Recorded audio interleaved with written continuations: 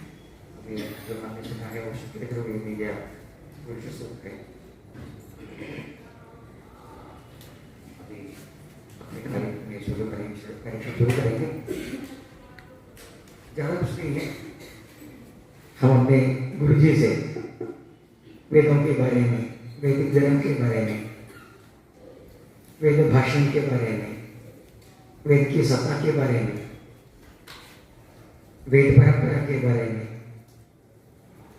उनके पुरुषार्थ के बारे में, जो भी शब्द उनके दिव्य वाणी से निकले वो पान करने के लिए हम सब इकट्ठा हो गए। इसलिए गुरु जी से प्रार्थना है कि उनकी वाणी से हम सब लोगों को आशीर्वाद दें। विश्वानेव सवितरुद्रितानि पराशु यद्भद्रं तन्नयासु। ॐ भद्रं कर्णेभिः शृणुयाम देवा भद्रं पश्येमाक्षभिर्यजत्राः यस्येन्द्रैस्तुष्टुवांशस्तनूभिर्व्यसेमहि देवहितमेदायुः।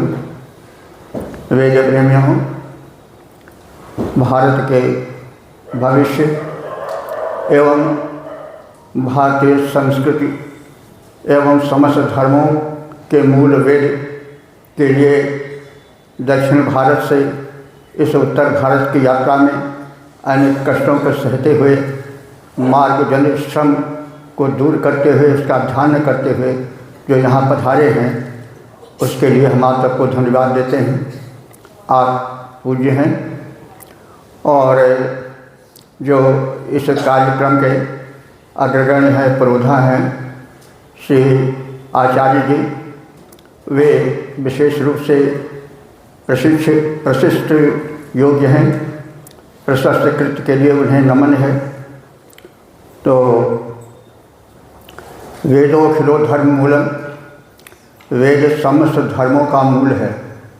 जितने धर्म हैं, जितने संप्रदाय हैं, वे सब वेदों से ही निकले हैं और वेद पूरे विश्व के लिए बने हैं। वेद जो है वह मनुष्य को मनुष्य मानकर और संपूर्ण संसार में सुख और स्वास्थ्य और सद्धर्म का संदेश लेकर आए हैं। तो वेद के देवता जो हैं वो सार्वभौम देवता हैं। वे भारत के लिए ही नहीं, संपूर्ण विश्व के लिए और प्राणी मात्र के लिए हैं। वेदों के देवता कोई एक स्थानीय संकुचित किसी मंदिर या मस्जिद में या गुरुद्वारे में, गिरजाघर में बंद देवता नहीं। जो वेद के देवता हैं वो सूर्य हैं, पवन है, धरती है, अंतरिक्ष है, आकाश है।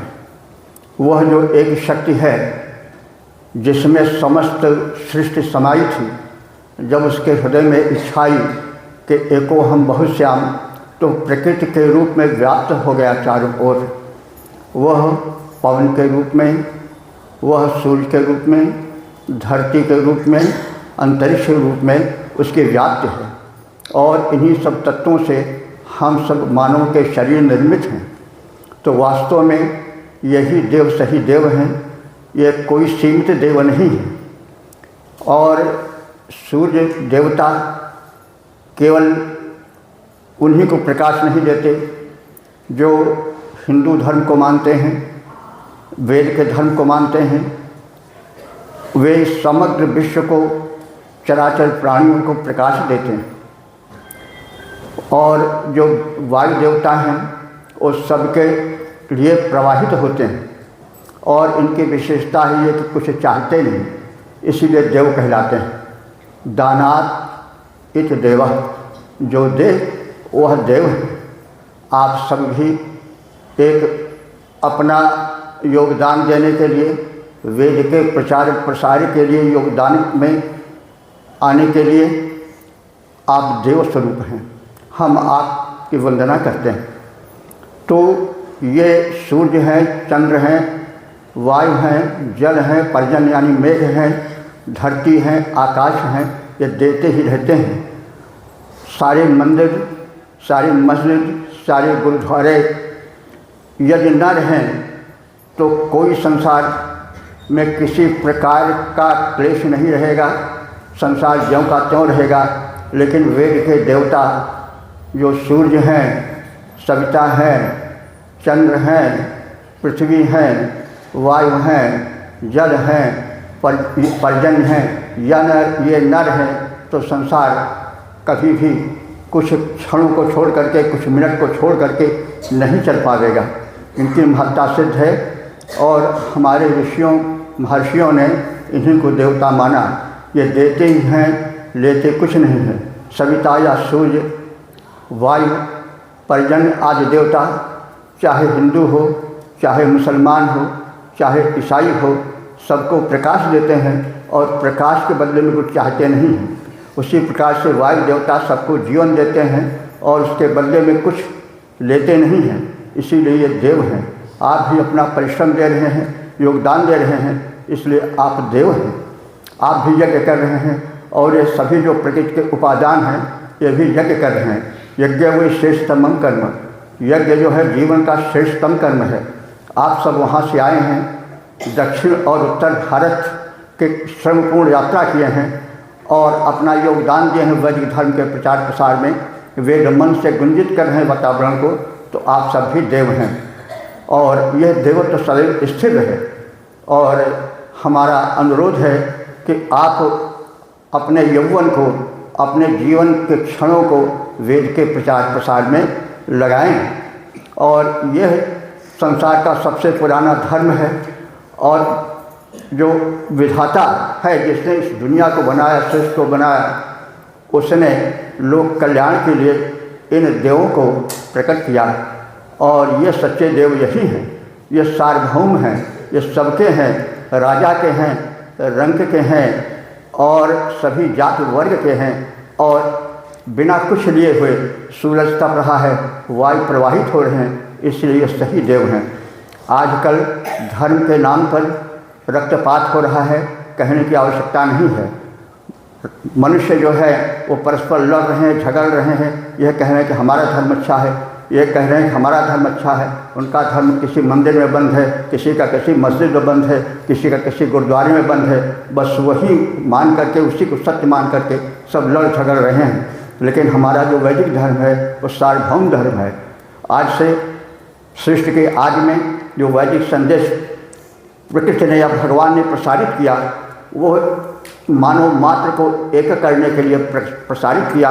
और जो वायु के देवता, जो वेद के देवता हैं, जिसके विषय में भी हमने कहा है, वो संसार को देने के लिए हैं, लेने के लिए नहीं हैं। इसलिए आवश्यकता है कि वेद का प्रचार प्रसार हो, और यदि वेद का प्रचार प्रसार हो जाए और सारे संसार में एक धर्म स्थापित हो जाए, जो धर्म के नाम पर कटता हो रही है, रक्तपात हो रहा है, वो बंद हो जाएगा। क्योंकि वेद जो हैं वे मानव मात्र के लिए हैं, वे उनके देवता किसी एक स्थान पर बंद नहीं हैं। तो अब यह तो सामान्य बात रही, बात सब हम संक्षिप्त में कहेंगे क्योंकि समय काफ़ी हो चुका है। आप सब थके होंगे यात्रा से और अयोध्या में आकर के थके होंगे। ये तो आप सबका उत्साह है जो कि आप सब में झलक रहा है और आप सब इतनी दत्तचित्तता से सुन रहे हैं। तो यह आप इस ज्ञान यज्ञ में दिव्य होता के रूप में हैं। यह ज्ञान यज्ञ है। और यज्ञ क्या है? यज्ञ वो श्रेष्ठतम कर्म, जो श्रेष्ठतम कर्म है वह यज्ञ है। और श्रेष्ठतम कर्म क्या है? वैदिक भावना को फैलाना। वेद में इतने प्रौढ़ चिंतन हैं, इतना सांसारिक विचार है, पारलौकिक विचार है, लौकिक विचार है, उन सबका संगमन है, वो निश्चय ही स्पृहणीय है, सराहनीय है।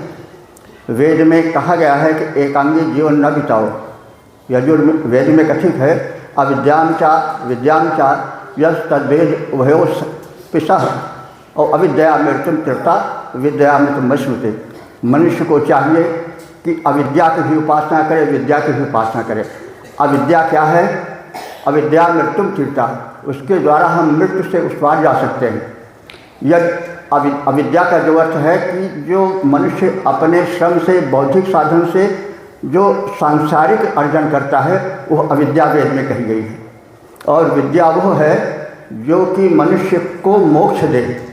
तो इसी आधार पर 4 भागों में जीवन बांटा गया है: ब्रह्मचर्य, गृहस्थ, संन्यास, वानप्रस्थ और संन्यास। तो जीवन में प्रथम अविद्या को सम्मान देना चाहिए। यानी अविद्या का ही ये जो लौकिक वैज्ञानिक अन्वेषण है, जो यह चिंतन है, वो सब अविद्या है। कहने का मतलब आप लोग आए हैं, अगर अविद्या न होती तो ट्रेन या बस न होता। यह लौकिक व्यवहार में और धर्म अर्थ का मोक्ष रूप में हो करके यह जो है मुक्ति का मार्ग दिखाने वाला है। यह वेद है जिसके कारण दक्षिण भारत के लोग उत्तर भारत से जुड़े हुए हैं। भले वे तमिल भाषी हैं, लेकिन फिर भी इसी वेद के कारण जुड़े हुए हैं। लेकिन जो भारतीय थे और वेदों की रचना भूमि पाकिस्तान है, वहाँ थे, वहाँ की भाषा हिंदी है, लेकिन संस्कृत माने कल्चर भिन्न हो जाने से वे रुक नहीं पाए, वे बंट गए।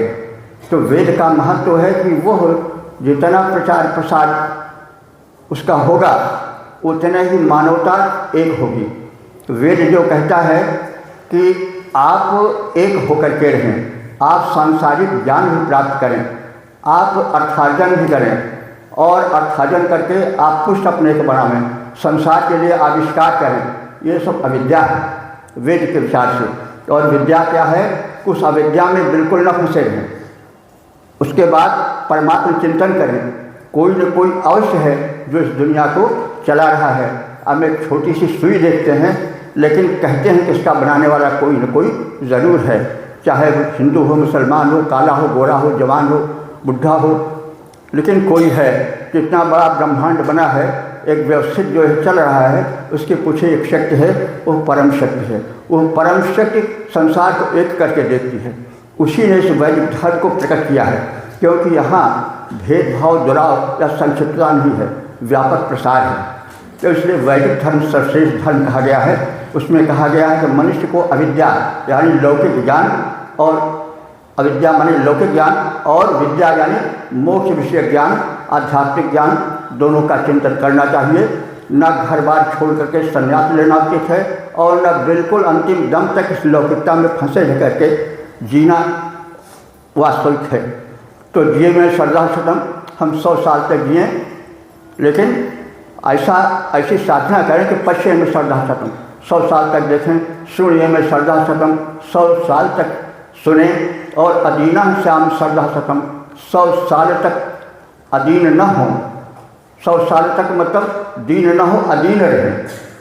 क्योंकि अगर हम किसी के वश में हो गए, अपने में आसक्त हो गए, चलने फिरने में मजबूर हो गए, हमने वेद कथित नियमों का पालन नहीं किया, तो फिर हम पराधीन हो जाएंगे, दवा के पराधीन हो जाएंगे, डंडे के पराधीन हो जाएंगे। तो ऐसा जीवन न रहे, वो जीवन साधना से हम प्राप्त करें। तो इस प्रकार से वेद जो है वो संदेश देता है और वो कहता है कि मातृदेवो भव, पितृदेवो भव, आचार्य देवो भव। और इसी सिद्धांत को लेकर के रामायण भी बना है। जो वेद के सिद्धांत हैं वे हैं कि आप संसार में संपन्न रहें, आप माता को देवता माने, पिता को देवता माने, आचार्य को देवता माने और इस प्रकार से दिव्य जीवन जिएं। उन्हीं को रामायण में किया गया। दशरथ को पिता के रूप में, कौशल्या को माता के रूप में, भरत और लक्ष्मण के भाई के रूप में, सीता और राम को पत्नी के रूप में देखा गया है। तो यह वेद ही की छाया है। सिद्धांत वेदों ने दिया, लेकिन सिद्धांत जब तक कार्य रूप में नहीं परिणत होता तब तक सिद्धांत उतना प्रभावी नहीं होता। जब माता पिता की आज्ञा मान करके राम वन चले गए और वन के संकटों को सहन किए और दुष्टों के दमन के लिए तत्पर हुए, कटिबद्ध हुए, तो राम का रामत्व वहीं पर निखरा। वेद का जो वेदत्व है वहीं पर उभरा। तो जब सिद्धांत व्यवहार में आ जाता है तब महत्वपूर्ण होता है। नहीं तो सत्य बोलो, आचार्य देव हो, आचार्य को देवता मानो, तो यह सिद्धांत रूप में था। जब राम हुए तो गुरु गृह पढ़न गए, रघुराई अल्पकाल विद्या सब पाई, गुरु सेवा करते थे और चरण गुरु के दबाते थे। बार बार गुरु जी कहते थे कि अब सो, लेकिन राम छोड़ते नहीं थे चरण। तो यह सब गुरुभक्ति है। तो जो वेद का यह सिद्धांत है कि आचार्य देव हो, और रामायण में मतलब व्यापक रूप में दिखाया गया। तो कहने का मतलब तब वो उतना ही प्रभावशाली हो गया जैसे एक कारतूस कार्टेज रखा हुआ है, उससे किसी को मारो तो खास फर्क नहीं पड़ेगा, लेकिन उसको बंदूक में भर लिया जाए, तब चलाया जाए, ट्रिगर दबाया जाए, तो उसका 1000 गुना प्रभाव पड़ेगा और वो प्रभावशाली होगा। उसी प्रकार के वेद के सिद्धांत जब राम में जोड़ दिया गया, रामायण के कौशल्या में जोड़ दिए गए, दशरथ में जोड़ दिए गए सत्यपालन के लिए, तो ये बड़े प्रभावशाली हो गए। कथ्य यह है कि जो रामायण है यह अवध भूमि, इस अयोध्या में जहाँ पधारे हैं आप, यहीं उनका जब उद्भव हुआ था, तो वेद के जो सिद्धांत हैं वे प्रत्यक्ष हो गए यहाँ के पात्रों में। तो उसको पढ़ करके, उसको सुन करके, उसकी शिक्षा दे करके, उसका व्याख्यान दे करके हम शास्त्र हो जाते हैं, नेत्रों में अश्रु जाते हैं, आ जाते हैं और कर्म के लिए प्रेरित हो जाते हैं। तो रामायण के जितने सिद्धांत हैं और गीता के जितने सिद्धांत हैं वे कहीं न कहीं वेद से ही जुड़े हुए हैं। जो रामायण रची गई वो वेदों के सिद्धांतों को ही मानव से जोड़कर देखा गया, इसलिए रामायण विशेष प्रभावशाली हो गया। लेकिन जो उसका कथ्य है, जो उसका निचोड़ है, जो उसका सिद्धांत है, वो वेदों से लिया गया है। लेकिन वेद आज उपेक्षित हो रहा है। कारण है कि बाद में कुछ एक तो वेद विरोधी आंदोलन चले, उनके कारण, दूसरे कुछ भाषा जन्य कठिनता के कारण, कुछ और अन्य कारणों से वेद का प्रचार प्रसार रुका हुआ है। यद्यपि कोई जीवन का ऐसा अंग नहीं है जो कि वेद से अलग हो। हम कैसे जिएं, हमारा विद्यार्थी जीवन कैसे हो, हमारे आचार्य कैसे हों, हमारे माता कैसे हों, हमारे पिता कैसे हों, हम पुत्र के रूप में क्या करें, ये सब वेदों में बताया गया है। ऋग्वेद में कहा गया है, ऋग और अथर्ववेद में भी है कि अनुव्रता पितुः पुत्रः माता भोज सन्मना। जो पुत्र हैं वो पिता के आज्ञानुसार चलें, माता का आशीष लें। जाया पत्ते मधुमती वाचम वदत भद्रया वाचम वदत शांतिवान। जो जाया है, पत्नी है, वो पति से प्रेम पूर्वक रहें और मधुर वचन बोलें। माँ भाता भ्रातरन दुक्षण, माँ सुसार मुझ सुसार, भाई भाई को द्वेष न देखें, बहन बहन को प्रेम से मिलें देखें, और सम्यंता सभ्यता भूता वाचम मदद भद्रा, इस प्रकार से मिलजुल करके रहते कल्याणकारी वचनों को बोलें। तो यही सिद्धांत जो है वो भरत और राम कौशल्या आदि के जीवन में पिरो दिए गए और वो प्रभावशाली बने। तो कहने के तात्पर्य यह है कि वेद जो है रामायण में महाभारत में पिरोया हुआ है, इसीलिए इनको पंचम वेद भी कहा जाता है, इतिहास को पंचम वेद कहा जाता है, क्योंकि इनके सिद्धांत उसमें आ गए हैं। तो अब आवश्यकता है कि इस वेद को चारों ओर प्रसारित करने की। और आप सब युवक हैं, आपको यह बड़ा पुण्य का फल मिला है कि आचार्य ऐसे जो उत्साही और सज्जन पुरुष मिले हैं, योग्य पुरुष मिले हैं, वेद का प्रचार प्रसार कर रहे हैं, साक्षात वशिष्ठ रूप हैं, इनके अनुशासन में रहें और वैदिक धर्म का प्रचार प्रसार करें। इस क्षेत्र में हम भी एक लघु प्रयास कर रहे हैं। आपके समक्ष ये वेद की पुस्तकें हैं, हमने सरल से सरल भाषा में इनका अनुवाद किया है और आज के विज्ञान से जोड़ करके किया है, क्योंकि विज्ञान में सामाजिक विज्ञान, राजनीति का विज्ञान, धर्म का विज्ञान, जीवन का विज्ञान, परिवार कैसे हो, माता पिता कैसे हों, शासक कैसे हों, कैसे कार्य किया जाए, कैसे व्यवहार किया जाए, कैसे शासन किया जाए, और हमारे वेद में जो है वो चारों वर्णों की जो है वो समान रूप से आदर है।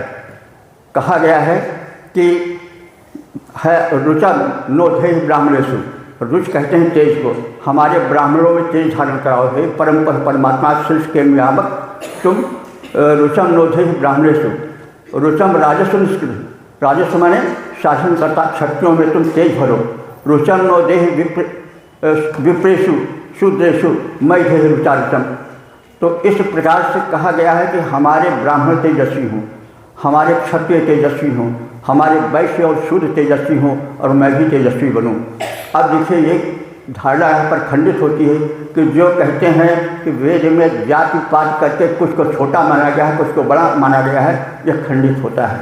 आप सबको चाहिए कि लोगों का जो यह अज्ञान है, जो दुष्प्रचार है, उसको इन सब मंत्रों को बता करके सिद्ध करें कि वेद मंत्र में जाति पात का भेद नहीं है। वेद मंत्र तो मानव मात्र के लिए हैं और यह वर्ग है, जाति नहीं है। वेद में जाति नहीं है, वेद में वर्ग है और यह व्यवस्था संपूर्ण विश्व में है। हर देश में कुछ बुद्धिजीवी होते हैं, वे बुद्धिजीवी ब्राह्मण हैं, वैज्ञानिक हैं, शोधकर्ता हैं, अध्यापक हैं। तो ये जो बुद्धिजीवी हैं यही ब्राह्मण हैं। और जो सेना में जाते हैं, जो रक्षा के कार्य में लगते हैं, वो क्षत्रिय हैं, वो भारत में भी हैं और अन्य देशों में भी हैं। व्यापारी हर देश में हैं, भारत में भी हैं। शूद्र शुचि धात से संबंधित है। शूद्र सफाई कर्मचारी, यानी जो समाज में सफाई रखें वे शूद्र हैं।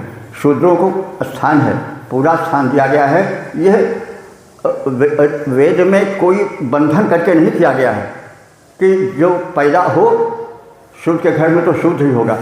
अब आज भी है, एक ही परिवार में है, कुछ लोग जो हैं वो अध्यापक हैं, कुछ लोग जो हैं वो सैनिक हैं, कुछ लोग व्यापार कर रहे हैं, कुछ लोग नहीं है, तो जो जिनकी बुद्धि ज़्यादा तीव्र नहीं है, क्योंकि समान बुद्धि वाले नहीं होते, वो जो है वो सफाई का काम कर रहे हैं। तो भारत में भी है, इंग्लैंड में भी है, अमेरिका में भी है, सभी देशों में है।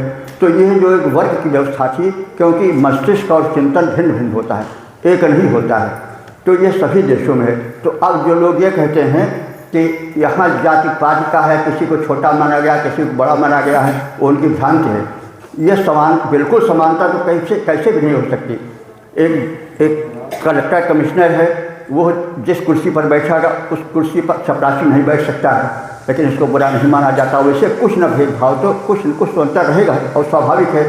आप गुरु जी हैं, आप आचार्य हैं, आप जहाँ बैठे हुए हैं आप सब इस पर नहीं बैठ सकते हैं। तो ये एक व्यवस्था तो रहेगी। सिर है, उसके बाद पैर है, हाथ है, ये जो है पैर, हाथ पैर, उधर ये सब हैं, ऊँचे नीचे कुछ न कुछ तो फर्क रहेगा, यह तो आवश्यक है।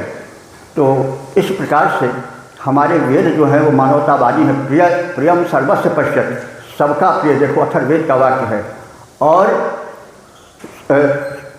जो हम सब हैं वो सतहर समाहर सहस्र हर्षम संकृत, हम अर्जन करें, निरालस होकर के, 100 हाथों वाले होकर के अर्जन करें।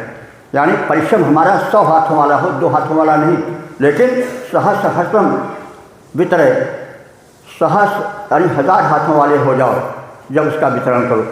तो सहस्रम समाहर सहस्रम संख्य यानी वितरे, तो हम परिश्रमी जीवन बितावें।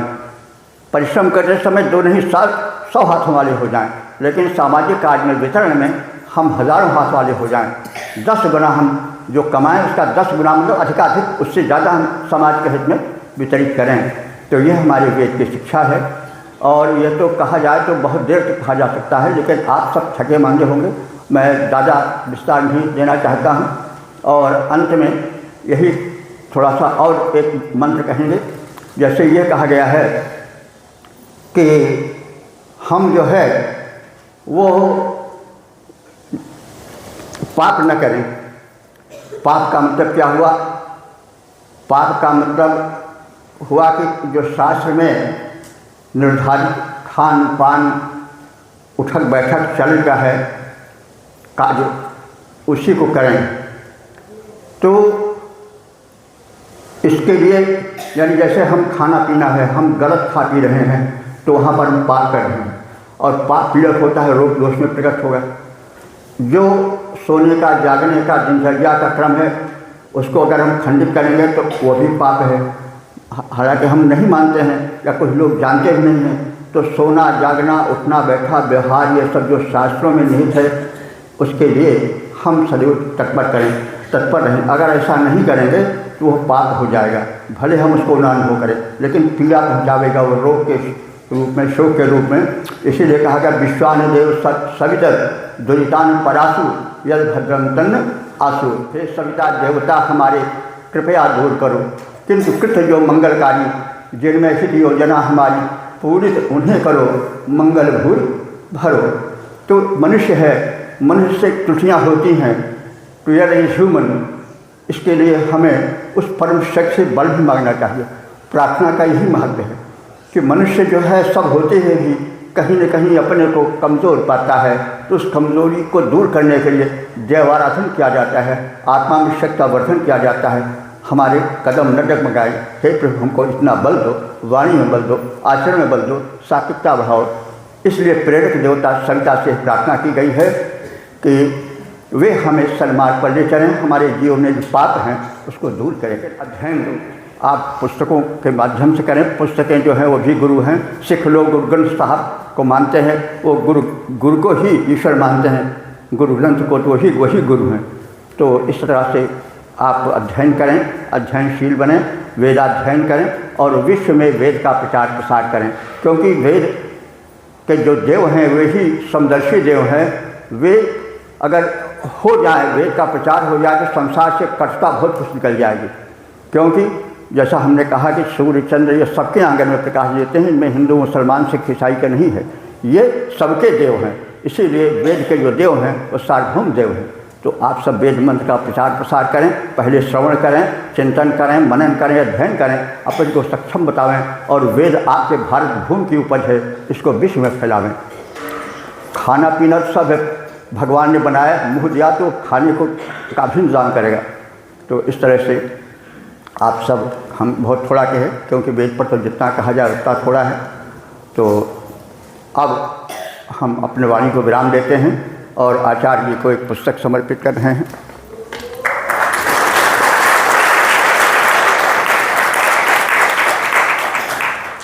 पूज्य गुरुदेव जी को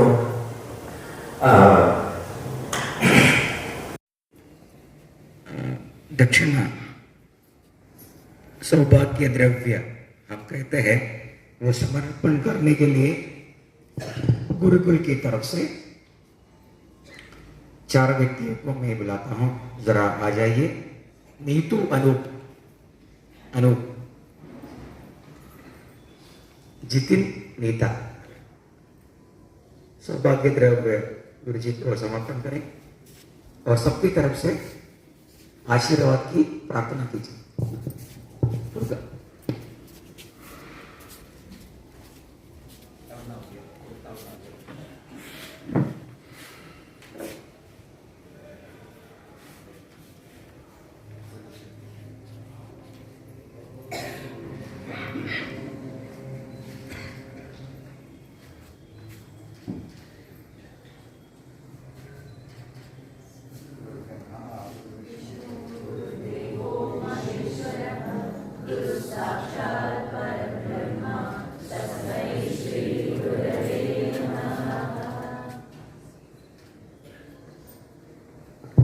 కొంచెం అభివాదించేవాళ్ళ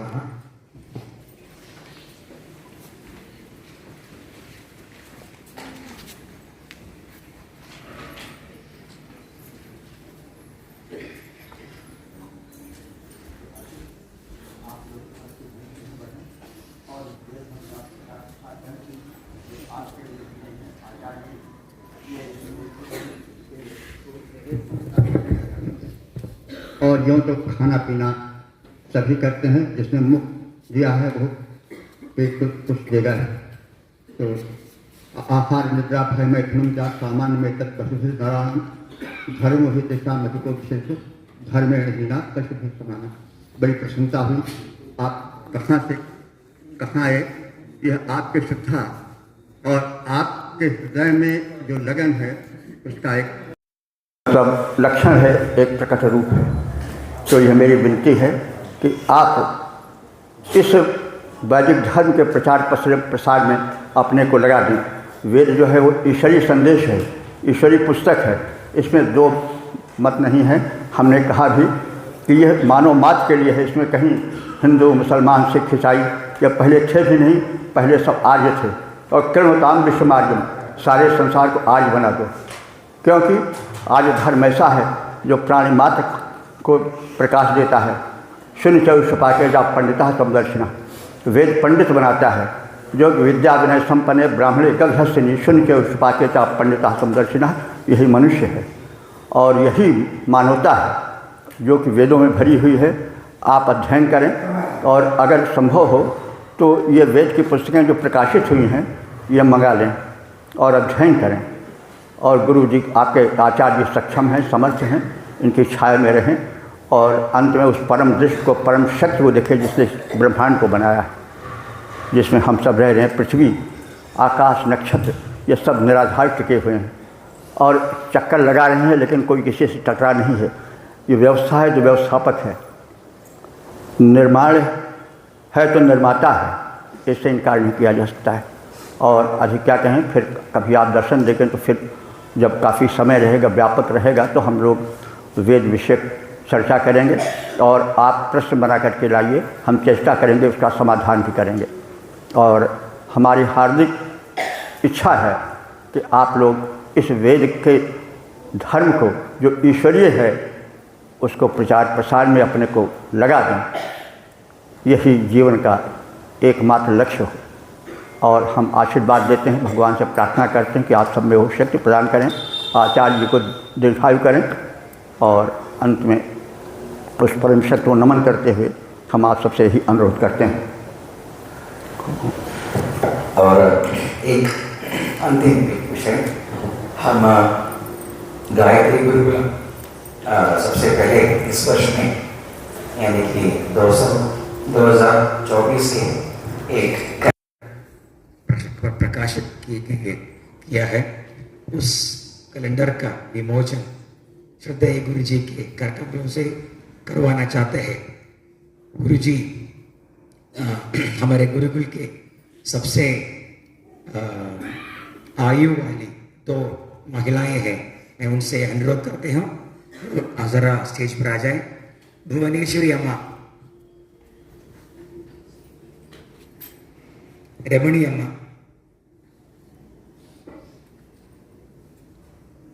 और गुरुकुल के भविष्य नौजवानों के प्रति पुरुष अनीश कुमार, अनीश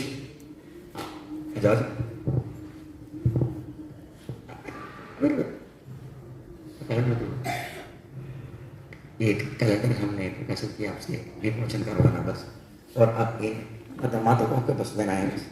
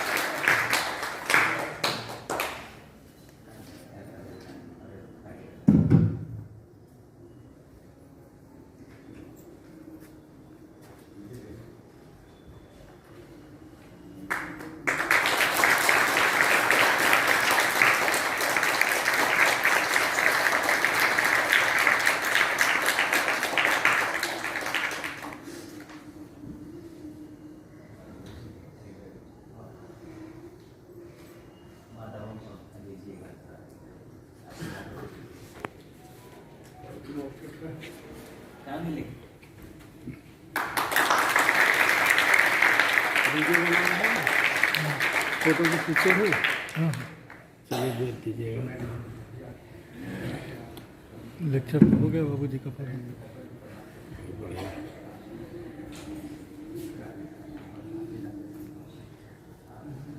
पूरी व्यवस्था से आए हैं। हम सब गुरुकुल की तरफ से गुरु जी को नमस्कार करते हैं और उनको एक वादा भी देते थे कि हम उनके गाथा, उनके वाणी सुनने के लिए कम से कम 2 दिन अयोध्या में अगले बार रहेंगे कि नहीं।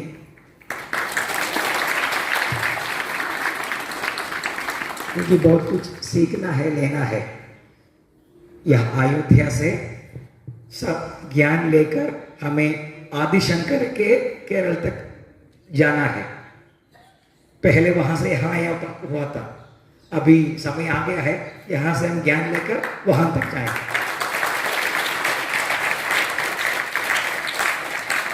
और गुरुकुल के छात्रों से अनुरोध है एक शांति पाठ करें।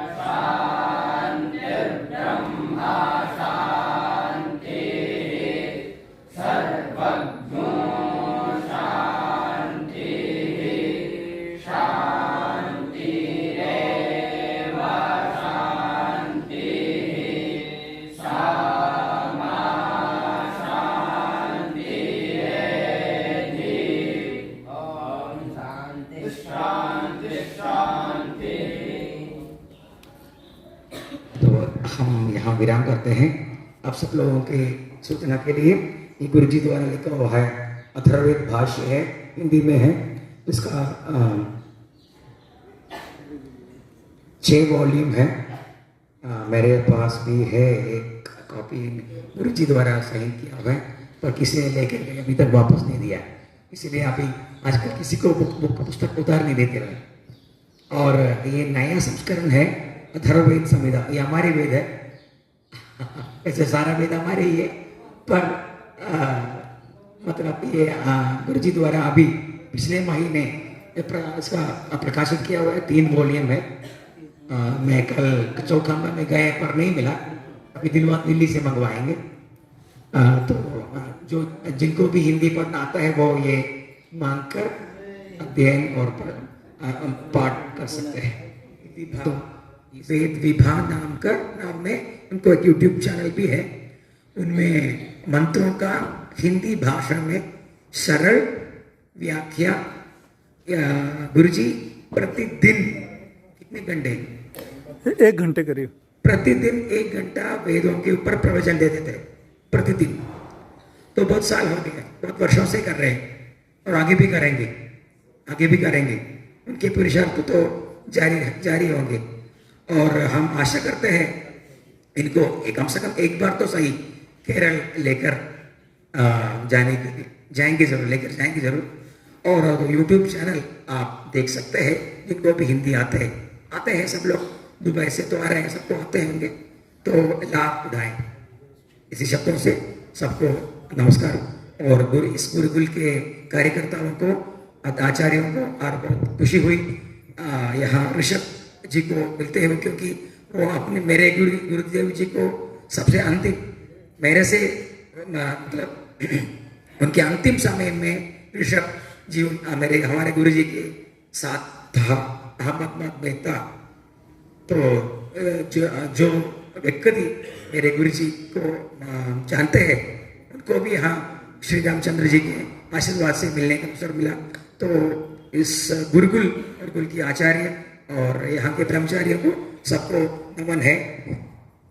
हर हर महादेव, हर हर महादेव, हर हर महादेव। जो बोले सो अभय वैद धर्म की जय। जब संध्या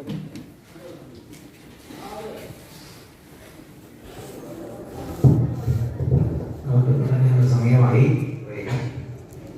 തിരിച്ചവിടെ 5 മണിക്കൂർ എടുക്കും, 6 മണിക്കൂർ എടുക്കും.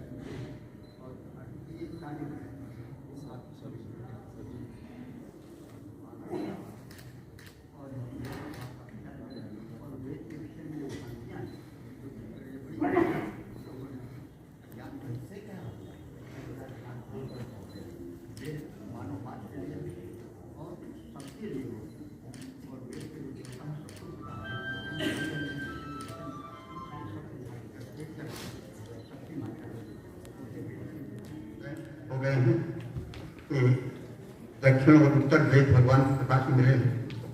मैं बहुत ही अपने को धन्य भाग्य वाला मानूंगा यदि मैं यह सुनूं कि आप लोग विश्व में वेद प्रचार कर रहे हैं।